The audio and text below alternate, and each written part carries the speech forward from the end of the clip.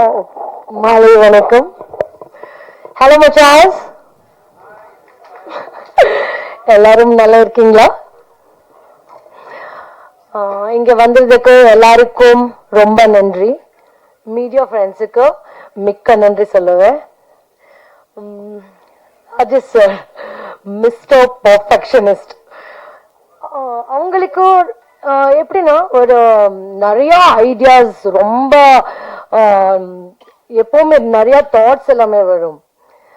I will tell one என்னாச்சு story சொல்லுவேன். இந்த படம் ஸ்டார்ட் ஆகும் முன்னாடி எனக்கு கால் வந்திருக்கு டைரக்டர். ஹலோ, நாங்கள் ராஜேஷ் டிரெக்டர் தான், இந்த மாதிரி நாங்கள் படம் பண்ணிட்டு இருக்கேன், ஸ்டோரி எல்லாம் சொன்னார். ஓகே ஃபைன், எனக்கு பிடிச்சிருக்கு. நாங்கள் ஷூட்டிங் போயிட்டேன், ஃபர்ஸ்ட் டே ஷூட்டிங் போயிட்டேன், ஷூட்டிங் ஸ்டார்ட் ஆயிடுச்சு. அப்போ ஸ்கிரிப்ட் கொடுத்தார். ஸ்கிரிப்ட் பார்த்துட்டா என்ன இது நல்லா சேஞ்சஸ் பண்ணிட்டு இருக்காரு. அப்போ ஒன் டே ஷூட்டிங் ஃபினிஷ் ஆயிடுச்சு. நெக்ஸ்ட் டே ஷூட்டிங் போயிடுச்சு, ஹீரோ கேரக்டரை சேஞ்ச் பண்ணிட்டு இருப்பார். அந்த மாதிரி ஷூட்டிங் போயிட்டு லாஸ்ட்ல பேக்கப் ஆயிடுச்சு, எல்லாரும் ஊரும் கிளம்பிட்டார், பேக்கப் ஆயிடுச்சு. ஒரு வாரம் அப்புறம் டிரெக்டர் கால் வந்திருக்கு. நீமா, அந்த சீன் கொஞ்சம் எனக்கு வேற ஐடியா வந்திருக்கு, நீங்க நெக்ஸ்ட் வாரம்ல ஃப்ரீ இருக்கீங்க, நீங்க ஷூட்டிங்குக்கு வாங்க. ஓகே சார், நாங்க வரோம், நாங்க ரெடி இருக்கேன். அதுவும் ஷூட்டிங் ஃபினிஷ் ஆயிடுச்சு, எல்லாரும் பேக்கப் பண்ணிட்டு எல்லாரும் டாட்டா பை பை சொன்னார், கிளம்பிட்டார். அப்புறம் 2 வாரம் அப்புறம் நான் தான் கால் பண்ணிருக்கேன் டிரெக்டருக்கு. ஹலோ சார், எப்படி இருக்கீங்க? நீமா, நான் எடிட்டிங் பார்த்தேன், அது கொஞ்சம் அது ஹீரோ போர்ஷன்ல கொஞ்சம் எனக்கு அது சாட்டிஸ்பாக்சன் இல்லை, நாங்கள் திருப்பி ரீஷூட் பண்ணிட்டு போயிட்டு இருக்கேன். அந்த மாதிரி ஒரு டெடிகேட்டடா ஃபோக்கஸ்டான டிரெக்டர். எப்பவுமே எல்லா ஸ்டெப்ல நிறைய அவர் இம்ப்ரூவ்மெண்ட் பண்ணுவார். அப்புறம் ஆக்டர்ஸ் கேலிபரும் பார்த்துட்டு அவர் கேரக்டரைசேஷன் ரொம்ப அழகா கொடுத்தாரு. சார், என்னன்னா உங்களுக்கு பார்க்கும்போது எனக்கு சில டைம் அண்ணன் படம் ஞாபகம் வரும். எப்படின்னா, காலையில நாங்க ஷூட்டிங் போகும் முன்னாடி நாங்க பார்த்து, ஹலோ சார், குட் மார்னிங் அம்பி மாதிரி, குட் மார்னிங் நீமா. அங்கே திடீர்னு நாங்க ஸ்பாட்டுக்கு போயிட்டு பார்த்து சடனா அண்ணன் கேரக்டர் வந்திருக்கு. அவ்வளோ எனர்ஜி, அவ்வளோ லைக், ஏய் ரூபன் எங்கே, ஆர்டிஸ்ட் எங்க, ஆர்டிஸ்ட் கூப்பிடுங்க, மேக்கப் மேன் எங்கே, மேக்கப் மேன் கூப்பிடுங்க, அந்த மாதிரி ஒரு அவ்வளோ எனர்ஜி இருக்கு. ஸோ ஃபைனலி ஷூட் பேக்கப் ஆயிடுச்சு. லாஸ்ட் யார் வரும்? ஸோ ஃபைனலி யாரும் கேரக்டர் வரும், சொல்லுங்க. ஃபைனலி ரெமோ கேரக்டர் வரும். ஏய் சூப்பரா வந்திருக்கு, சூப்பரா அழகா வந்திருக்கு. அந்த மாதிரி ஒரு டெடிகேட்டட் ஆக்டர் தான், actor, director and versatile human being. Sir, எனக்கு இந்த படத்திலே ஏன் நம்பிக்கை வச்சிருக்கிறதுக்கு, அப்புறம் இந்த படத்தில் எனக்கு ஆப்பர்ச்சுனிட்டி கொடுத்ததுக்கு மிக்க நன்றி சொல்லுவேன். அண்ட் இந்த ஸ்பெஷல் டேல ஒரு ஸ்பெஷல் பர்சன் மாதிரி பேசும். as a music director, your music has really been magical. அப்புறம் அந்த சாங் நீங்க today you didn't play it, but அந்த கக்கமோ சாங் மாதிரி சொல்லும். நாங்க ரியலி ஒரு யூனிக்கான steps. I have to really appreciate Anthony Master for this. He made sure every steps matched the mood of the music.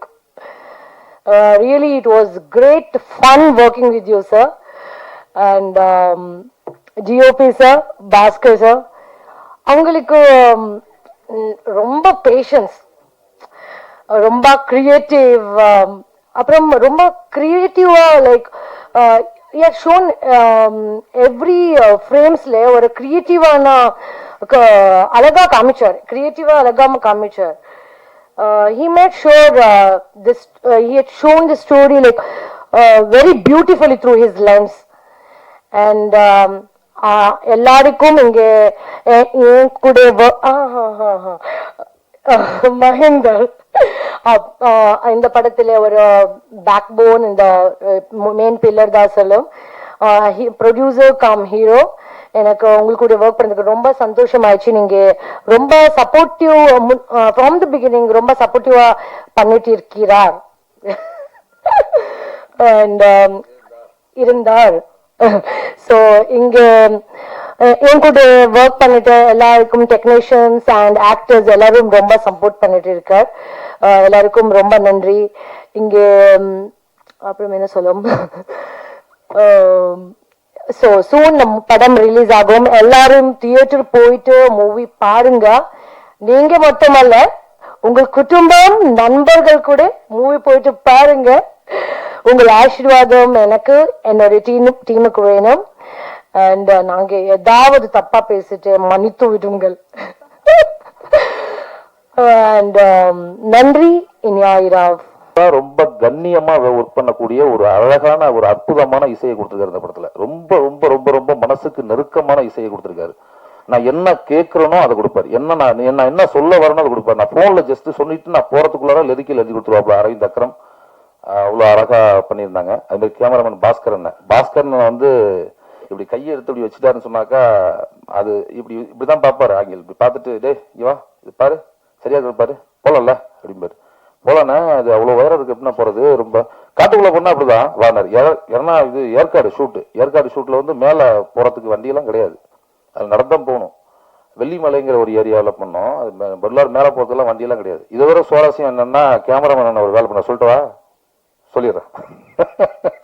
என்ன பண்ணாங்கன்னா ஜீவாண்ணா வந்திருக்காருன்னு தெரியல. இங்கதான் இது ஃபைட் மாஸ்டர் ஜீவாண்ணா. அவங்க என்ன பண்ணிட்டாங்க, ரோப்பு போட்டாங்க. எனக்கு ரோப்பு போட்டு ஒரு 80 அடி இருக்கணும்னு 80 அடி இருக்கும் உயரம். சிசர் மனோரண்ணா கூட இருந்தாரு. 80 அடி உயரத்துல ரோப் போட்டாங்க. மேல ஏறணும். ஒரு ட்ரெயில் பார்த்துக்கலாமான்னு கேட்டாங்க. ட்ரெயிலா 80 அடி உயரத்துல மேல ஏறி திருப்பி நான் கீழே இறங்கி ட்ரெயில் பாக்குறீங்களா அப்படின்னா, இல்ல ஒரு பாத்துக்கலாம் ரோப்பு கரெக்டா இருந்து சும்மா ஜஸ்ட் ஒரு ஜம்ப் பண்ணி பாத்துக்கலாம். நாங்க ஜம்ப் பண்ணி பார்த்தோம், ரோப்லாம் கரெக்டா இருந்துச்சு. இது இவங்களுக்குள்ளார பேசிட்டு ஏதோ இருந்திருக்காங்க, எனக்கு தெரியல. டைரக்டர் அந்த இடத்துல இருக்கணுங்கிறது அப்பதான் உணர்ந்தேன். நான் வந்து ஓகேன்னு சொல்லிட்டு நம்ம அசிஸ்டன்ட் ரூபன்ட்ட சொல்லிட்டு பாத்துக்கடா அப்படின்னு சொல்லிட்டு, மற்ற பசங்க அசிஸ்டன்ட் சரி கிடையாது, ரூபன் தான் ரொம்ப தெளிவா ஒர்க் பண்ணுவான். அதனால ரூபன்ட்ட சொல்லிட்டு நான் ரோப்ல தூங்க ஆரம்பிச்சிட்டேன். டக்குன்னு ரெடி ரோல் ஆக்ஷன் அப்படின்னு டக்குன்னு தூக்கிட்டாங்க ரோப்பை. தூக்கிட்டா ஒரு ஒரு 80 அடிக்கு மேல போயிடுச்சு ரோப்பு. மேல போயிட்டு ஒரு 10 செகண்ட், ஒரு 20 செகண்ட், 30 செகண்ட் ஆயிடுச்சு. என்னடா ஒருத்தனும் கட்டம் சொல்ல காணும், திருப்பி வான்னு கூப்பிட காணும், ரோப்பு இழுத்த மாதிரியே நிக்குது, என்னடான்னு சொல்லிட்டு ஒரு 2 நிமிஷம் 3 நிமிஷம் கழிச்சு எனக்கு பேலன்ஸ் தொடையெல்லாம் ஆட ஆரம்பிச்சிட்டு கீழே இப்படி பாக்குறேன். எல்லாம் இத்தனோன்னு தெரியுறாங்க எல்லாரும். திரும்பி என்னால பார்க்க முடியாது. ரோப்பு இந்த பக்கம் கட்டிருக்கு. என்ன என்னடா அது இறக்குறாங்களா இல்ல ரோல் போயிட்டு இருக்கா என்னன்னு தெரியலையான்னு சொல்லிட்டு இப்படி பார்த்தா ஒண்ணுமே பண்ண முடியல. மேல அப்புறம் அண்ணாந்து பார்த்தேன், கேமரா மேல ட்ரோன் ஓடி இருந்துச்சு. அப்புறமா சத்தம் போட்டு ரோப்பை திருப்பினதுக்கு அப்புறம் பார்த்தாக்கா பாஸ்கரனும் நம்ம பைப் மாஸ்டரும் நின்றுக்கிட்டு, இல்லம்மா சார் அது மேல ஏறலாமா சார், அது கீழே வரைக்கலாமா சார், கீழே இறக்கும்போது ஒருத்தர ரோல் பண்ணிக்கலாமா சார், அது ஏறும்போது கஷ்டமா இருக்குமா சார். பாஸ்டர்னா நான் திருப்பி கூட ஏறேன், தயவு செய்து நான் கீழே இறக்கி விடுங்க அப்படின்னு 2-3 நிமிஷம் அந்த மேலே ரோல் பண்ணிட்டாங்க. அவங்களுக்கு அவ்வளோ ஒரு கான்பிடென்ட், நான் மேலே இருந்துருவேன் ஒன்றும் பிரச்சனை இல்லை, அவ்வளோ கான்பிடென்ட். நான் உழைப்ப அவங்க பார்த்துட்டு மேலே இருந்தா கரெக்டா அவன் பண்ணுவான், கீழே இறங்கி வருவாங்கிற கான்பிடென்ட். பட் நான் மேலே போனதுக்கு அப்புறம் கீழே பார்க்கும்போது எனக்கு பெரிய பயம் வந்துருச்சு. அப்புறம் கீழே சொன்னேன்னா இதெல்லாம் பண்ணாங்க, இல்லடா கீழே ரிட்டர்ன் வரும்போது ரிவைஸ் ஷாட்லாம் போட்டால் நல்லா இருக்காது எடிட்ல. நம்ம அது மாதிரி எடிட்டிங் நாலேஜ் பர்சன், அவர் எடிட்டிங் நாலேஜ் அது கரெக்டா இருக்குமா கரெக்டா இருக்காதாங்கிறத அங்கேயே அவர் ஜட்ஜ்மெண்ட் பண்ணி பண்ணுவார். அந்த மாதிரி ஒரு கேமராமேன். அப்புறம் அந்த மியூசிக் வாங்கியிருக்க ஜி மியூசிக் கம்பெனி, அவங்களுக்கு மனமார்ந்த நன்றிகளும் வாழ்த்துக்களும். இந்த ட்ரெய்லர் வந்து 6/3 ரிலீஸ் ஆயிருக்குது ஜி மியூசிக்ல. பாருங்க, பார்த்துட்டு உங்களோட கருத்துக்களை அதில் பதிவிடுங்க. பாடல்களுக்கு கூட அடுத்தடுத்தது பாடல்களும் வரும். அப்புறம் வந்து பிஆர்ஓ ஜானன் அவர்களுக்கு என்னோட மனமார்ந்த நன்றி. ரொம்ப சிரத்தை எடுத்து இந்த விஷயங்கள் பண்ணியிருக்காரு ஜானன். நிறைய விஷயங்கள் கிட்டத்தட்ட ஒரு 7 டேஸா வந்து கூடவே டிராவல் பண்ணி அலைஞ்சிருக்கோம். இந்த இடத்துக்கு நான் வரத்துக்கு நம்ம அவ்வளோ சிரமப்பட்டு இந்த இடத்துக்கு வந்தாலும் சொல்லவில்லை, அதெல்லாம் சும்மா அது தேவையில்லாத பேசுறதாயிடும். அதனால நான் இந்த இடத்துக்கு வரத்துக்கு நிறைய கஷ்டங்கள் பட்டிருக்கோம். ஒரு 12 வருஷம் உழைச்சிருக்கோம். அதெல்லாம் தாண்டி இந்த ஒரு 7 நாள் வந்து டிராவல் வந்து அவரோட ஜேர்னி பண்ணது வந்து எனக்கு ரொம்ப எப்படி சொல்றது, ரொம்ப ஆசையாகவும் ரொம்ப ஆர்வமாக இருந்துச்சு. நிறைய விஷயங்கள் கற்றுக்க முடிஞ்சது என்னால் அவர் கூட இருக்கும்போது. அப்புறம் வந்து நம்ம நம்பி அண்ணன் வந்து என்ன சொன்னாலும் அது தகும். அந்த அளவுக்கு அவர் வந்து உழைப்பாளி. நம்பி அண்ணன் மாதிரி உழைப்பாளிலாம் நான் வந்து எனக்கு தெரிஞ்சு ரொம்ப நேர்மையான உழைப்பாளி நான் பார்த்ததில்ல. அவ்வளோ நேர்மையாக சொன்ன விஷயத்த கரெக்டாக இங்கே வாடா, இங்கே இத்தனை மணிக்கு இப்போ வா, 3 மணிக்குன்னா 3 மணி, 4 மணி 4 மணி அந்த அளவுக்கு பண்ணுவார். அதுமாதிரி நம்பி எனக்கு மனமார்ந்த நன்றியும் தெரிவித்துக் கொண்டு, அப்புறம் வந்திருக்க அத்தனை பேருக்கும் என்னோட மனமார்ந்த நன்றி. அப்புறம் மாஸ்டர் எல்கே ஆண்டனி மாஸ்டர் சிறப்பாக நடன அமைப்பு அமைச்சிருக்காரு, அவருக்கும் எனக்கு மனமார்ந்த நன்றி. வாய்ப்புக்கு விடை கூறி நன்றி பெறுகிறேன். நன்றி, வணக்கம்.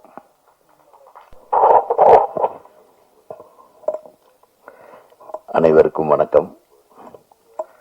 கிட்டத்தட்ட ஒரு 1.5 மாசமா நான் எந்த விழாவிலையும் கலந்துக்கல. அது காரணம் இப்போ சொல்லிட்டாங்க, நம்மளை கடத்திட்டாங்க. இரவின் விழிகள் வந்து சும்மா ஏதோ ஒரு ஆர்டினரியான ஒரு படமாக தான் இருக்கும்னு நினச்சிட்டு நான் ஒரு சாதாரணமாக தான் உட்கார்ந்தேன். ஆனால் உண்மையாலுமே மிரட்டிட்டாங்க. Making is very good, all the best. இது ப்ரொடியூசரும் டைரக்டரும் 2 பேரும் சேர்ந்து நடித்து இதில் வந்து இந்த மாஸ்கை போட்டது ஒருத்தர், மாஸ்கை போட வச்சவர் ஒருத்தர் நினைக்கிறேன். கரெக்டா? அவ்வளோதான் மாஸ்கில் இருக்கிறவர். ஆமாம், 2 பேரும் பண்ணுற லொல்லு ஜாஸ்தியாக இருக்கும் போல் இருக்கு படத்தில். ரொம்ப அழகாக பண்ணியிருந்தாங்க மேக்கிங்கு. நம்ம கேமராமேனை சொல்லாமல் இருக்க முடியாது. நல்லா பியூட்டிஃபுல் ஷாட்ஸு. அந்த லொக்கேஷனில் எடுக்கிறது ரொம்ப டஃப், காட்டில் போய் எடுக்கிறதெல்லாம்.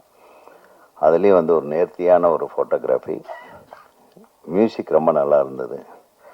ரொம்ப அந்த படத்தினுடைய கருவு கேட்டாற் போல் அந்த சஸ்பென்ஸு, த்ரில்லரும், இந்த பேங்கு நல்லா கலக்கியிருக்கீங்க.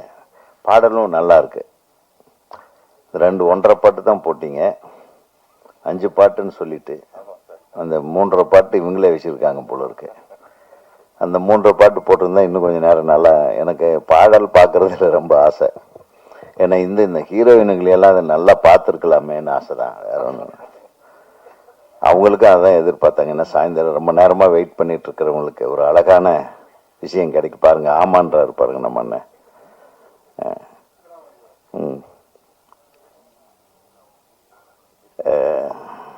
வந்த உடனே நம்ம போஸ் வெங்கட் சொன்னார், ரொம்ப சந்தோஷமாக இருந்தது. இன்றைக்கு கலைமாமணி விருதுகள் அறிவிக்கப்பட்டிருக்கிறது. பெரும்பாலான திரை உலகத்தை சேர்ந்தவர்களுக்கு, திறமையானவர்களுக்கு வழங்கி இருக்கும் குழுவில தம்பி இடம்பெற்றிருப்பது மகிழ்ச்சி. அவருக்கு ஒரு கரவோசத்தோட நன்றியை தெரிவித்துக் கொள்ள ஆசைப்படுகிறேன். குறிப்பாக நான் நன்றி சொல்ல விரும்புறது எங்க இயக்குனர்களுக்கு. நீங்க கொடுத்துருக்கீங்க. நம்ம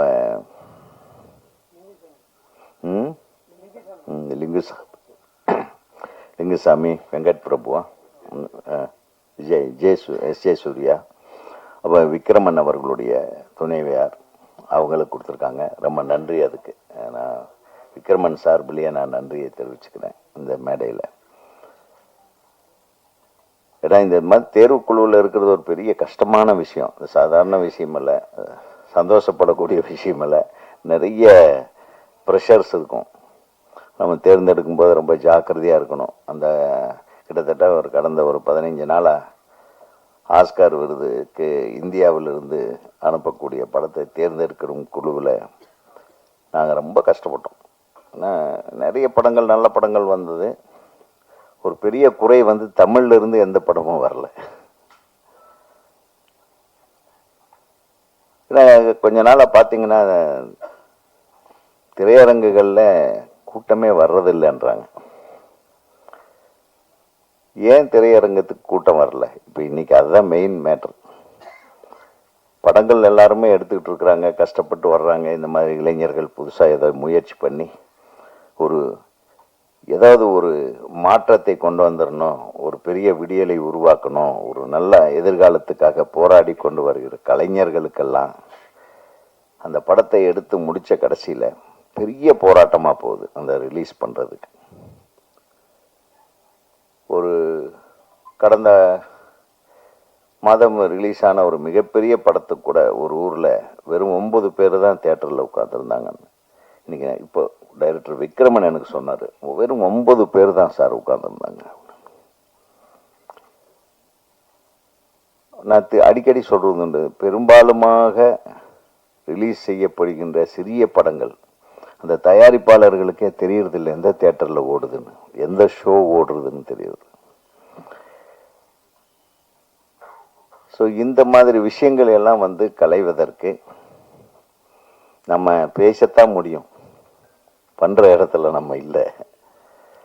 ஸோ பண்ணுற இடத்துக்கு பக்கத்தில் இருக்கிற போஸ் வெங்கட் எப்படி ஒரு திரைப்படத்தை வெளியிட வேண்டும். அட்லீஸ்ட் ஒரு படத்துக்கு நீங்கள் தியேட்டர் 100 தியேட்டர் கூட கொடுக்க வேண்டாம், ஒரு 50 தியேட்டர் கொடுத்தாலும் அந்த தியேட்டரில் காலை காட்சியிலேருந்து இரவு காட்சி வரையிலும் அந்த படமே ஓடணுன்ற ஒரு கட்டாயத்தை நம்ம உருவாக்கணும். நிறைய படங்கள் பார்த்தீங்கன்னா நம்ம காலத்தில் கூட நம்ம பொன்னுமணின்னு ஒரு படம் அது ரிலீஸ் ஆகும்போது கிட்டத்தட்ட 16 படங்கள் ரிலீஸ் ஆச்சு. ராஜகிரண் சார் படம், பி வாசு சார் படம், என்னோட படம், வாசு சார் படம், நிறைய படங்கள். அந்த 16 படங்களில் பார்த்தீங்கன்னா முதல் வாரம் அப்போல்லாம் விமர்சனம் உங்களுக்கு தெரியும், 1, 2, 3, 4, 5, 6ன்னு இந்த மாதிரி போடுவாங்க. அதில் முதல் இடத்துல முதல் வாரம் ஒரு படம் இருக்கும். 2வது வாரம் அந்த படங்கள் எல்லாமே ஓடும். ஏன்னா ஒவ்வொரு படத்துக்கும் ஒரு 50 தியேட்டர், 60 தியேட்டர், 40 தியேட்டர், 70 தியேட்டர், பெரிய படங்களுக்கு 80 தியேட்டர் கொடுப்பாங்க. 2வது வாரத்தில் முதல் வாரத்தில் முதல் இடத்தில் இருந்த படம் 2வது இடத்துக்கு போயிடும். அது 2வது 3வது இடத்துல இருந்த படம் முதல் இடத்துக்கு வரும். எவ்வளவு அழகா இருந்தது பாருங்க. இது எப்படி நடந்தது? அது அத்தனை படங்களையும் மக்கள் பார்க்கிற வாய்ப்பு இருந்தது. ஃபர்ஸ்ட் ஆஃப் ஆல் தியேட்டர்கள் அத்தனை படங்களையும் மக்கள் பார்த்துவிட்டு எது மிகச்சிறந்த படம், எது சிறந்த படம், அதற்கடுத்து சிறந்த படம் எது அப்படின்னு அவங்க வகைப்படுத்தி கொண்டிருப்பார்கள். அவங்க போய் மவுத் டாக் போய் 5வது இடத்துல இருந்த பொன்னுமணி முதல் இடத்துக்கு வந்தது. முதல் இடத்துல இருந்த பார்த்திபனுடைய படம் உள்ளே வெளியே, அது 5வது இடத்துக்கு போகுது. 2வது இடத்துக்கு அரண்மனை கிளி. இதெல்லாம் நான் எதுக்கு சொல்றேன்னா, ஆனா அந்த 16 படங்கள்ல 12 படங்கள் வெற்றி படங்கள் தான். அந்த 12 படத்தை தயாரித்த தயாரிப்பாளர்களுக்கும் அவங்க போட்ட காசோட லாபத்தோட அவங்களுக்கு காசு வந்தது. அதை வெளியிட்ட வெளியீட்டாளர்களுக்கு லாபம், தியேட்டருக்கும் லாபம், தயாரிப்பாளருக்கும் லாபம். அந்த சினிமாவை கொண்டு வர எல்லோரும் முயற்சிக்க வேண்டும் என்று ஒரு அன்பான வேண்டுகோளை நான் யாருக்கிட்ட வைக்கிறதுனே தெரியல. இயக்குனர் சங்கத்தோட தலைவருங்கிற முறையில் இது யாராச்சும் செய்யுங்கன்னு ஆண்டவனை பார்த்து தான் கேட்க வேண்டியதா இருக்கு. அதை யார் செய்கிறார்களோ அவங்களுக்கு தான் எங்களோட ஓட்டு, சினிமாக்காரங்களோட ஓட்டு. ஏன்னா அந்த சினிமா மீண்டும் வந்தால், இங்க இருக்காங்க பாங்க இத்தனை பத்திரிகையாளர்களுடைய வாழ்க்கை, தொழில்நுட்ப கலைஞர்களோட வாழ்க்கை, ஒவ்வொரு படத்துக்கு பின்னாடி வேலை செய்கிற ஆயிரக்கணக்கான பேர்களோட வாழ்க்கை தொடர்ந்து பலப்படும்.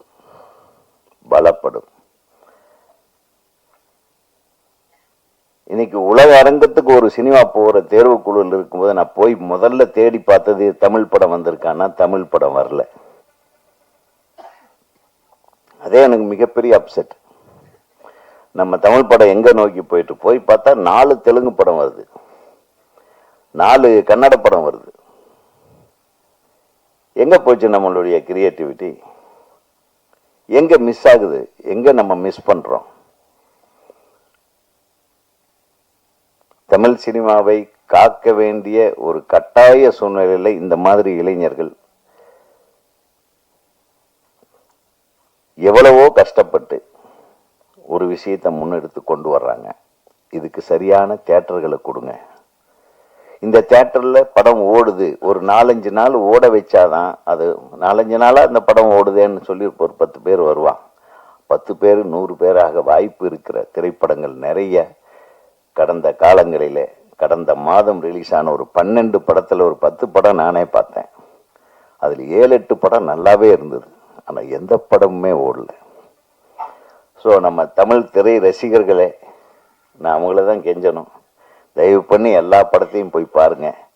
பெரிய படம் வருதுங்கிறதுக்காக உங்கள் காசை சேர்த்து வச்சு டிக்கெட்டுக்கு 150 ரூபா கொடுக்குற டிக்கெட்டுக்கு போய் 1500 ரூபா கொடுத்து படம் பார்க்கறத விட்டுட்டு இந்த 100 ரூபாய் 80 ரூபாய்க்கு காட்டுற இந்த சின்ன படங்களை பாருங்க. அது மட்டும் இல்லை, இன்னொரு தியேட்டர் உரிமையாளர்களுக்கு ஒரு வேண்டுகோளை வைக்கிறேன். நான் கொஞ்ச நாளைக்கு முன்னாடி லண்டன் போயிருந்தப்போ என் குழந்தை அங்கே படிச்சுட்டு இருந்தாங்க. அவங்க ஒரு டோக்கன் வச்சுருந்தாங்க. இது என்னம்மா டோக்கன்? என்ன, வாங்க டேடி சினிமாவுக்கு போனான்னு. ஏன்னா இந்த ஒரு டோக்கன் இந்த மாதத்துக்கு நம்ம 10 படம் பார்த்துக்கலாம். அந்த தேட்டரில் கொடுத்துட்டாங்க. அந்த தேட்டரில் ஓடுற சினிமா 10 சினிமாவை ஒரு மாதத்துக்கு நம்ம பார்த்துடலாம். அதுக்கு ஒரு அமௌண்ட், அவ்வளோதான். அந்த மாதிரி ஒரு 1000 ரூபா வசூல் பண்ணிட்டு ஒரு மாதத்துக்கு 10 படம் நாங்கள் தேட்டரில் பார்த்துக்கலாம் அப்படிங்கிற மாதிரியான டிக்கெட்டை கூட தியேட்டர் அதிபர்கள் விற்கல. எந்த படம் ஒன்றாலும் போய் பார்த்துக்கலாம், எத்தனை தடவை வேணாலும் பார்த்துக்கலாம். இது எப்படி இருக்கு? ஏதோ ஒன்று செஞ்சு சினிமாவை காப்பாற்றுங்க, காப்பாற்றுறதுக்கு உதவிகரமாக இருங்கன்னு சினிமாவை காப்பாற்றும் வல்லமை படைத்தவர்களுக்கு எனது வேண்டுகோளை வைத்து, இந்த திரைப்படம் ஒரு மிகப்பெரிய கனவோடு எடுத்திருக்கிறார்கள். பார்த்திபன் சார்கிட்ட ஒர்க் பண்ணேன்னு சொன்னீங்க இல்ல, அந்த மேக்கிங் ஸ்டைல் தெரியுது. இந்த படத்துல நீங்க சொல்ல வர்ற கருத்து நல்ல கருத்து. நீங்க அது குறிப்பிட்டு சொன்னீங்க. இன்னும் பெண்களுக்கு போதுமான அளவுக்கு பாதுகாப்பு இல்லாத ஒரு சூழ்நிலை தான் தமிழ்நாட்டில் இருந்து கொண்டிருக்கிறது. ஒவ்வொரு காலகட்டத்திலையும் அப்படித்தான் இருக்கு. எல்லா காலம், நான் இன்றைக்கு மட்டும் சொல்லலை. இவர் சொன்ன மாதிரி 47 இன்னைக்கு வரையிலும் என்னைக்கு ஒரு பொம்பளை தனியா மிட் நைட்டில் சுதந்திரமா போயிட்டு வராளோ அன்னைக்கு தான் இந்த நாட்டுக்கு சுதந்திரம்னு சொன்னாங்க. அந்த சுதந்திரம் இன்னும் கிடைக்கல. ஏன் பகல் நேரத்திலேயே தனியா போக முடியாது போல. ஆக ஒரு குறிப்பிட்ட நோக்கத்தோடு எடுக்கப்பட்ட இந்த திரைப்படத்தை அனைவரும் ஆதரியுங்கள். அது தொடர்ந்து நம்ம ஆதரிக்கிறவங்க இங்கே தான் இருக்காங்க. நிச்சயமா இந்த படத்தை பற்றி நல்லா எழுதுவாங்க. இந்த படத்தை பற்றி பரபரப்பான என்ன நிறைய பேர் பப்ளிசிட்டி பண்ண மாட்டேன்றாங்க. நம்ம பீரியட்லாம் எப்படின்னா, ஷூட்டிங்க்கு போகும்போது இருந்து ஸ்டில்ஸ் வர ஆரம்பிச்சிடும். இப்போ ஸ்டில்ஸே லீக் பண்ண மாட்டேன்றாங்க. என்னமோ ஒரு பேரை சொல்லி ஃபர்ஸ்ட் லுக்கு. என்னங்கடா ஃபர்ஸ்ட் லுக்கு? இப்படி எல்லாம் சொல்லி ஏமாத்திட்டு இங்கிலீஷ்காரன் ஸ்டைலை மட்டும் ஃபாலோ பண்ணா பார்த்தாது. நம்ம ஊர்ல நமக்கு என்ன சாப்பாடோ அது அந்த மாதிரி பரிமாறினாதான் நம்மளுக்கு அது ஏத்த மாதிரி ஆகும். அதனால ஃபர்ஸ்ட் ஷூட்டிங் போகும்போது ஃபர்ஸ்ட் வீக்ல என்னென்ன ஷூட் பண்றோமோ, என்னென்ன இதுக்கு அதுக்கெல்லாம் அனுப்புனீங்கன்னா அவங்கெல்லாம் அழகா போடுவாங்க. ஒவ்வொரு படத்தை பத்தி எழுதுவாங்க. ஒரு 20 தடவையாவது பிரஸ்ஸை கூப்பிட்டு நாங்க பேசுவோம். அந்த முறைகளை எல்லாம் திரும்பி கொண்டு வாங்க. இவங்க கிட்ட நிறைய வேலை வாங்கலாம். அவங்க ரெடியா இருக்காங்க. கூப்பிட்ட என்னடா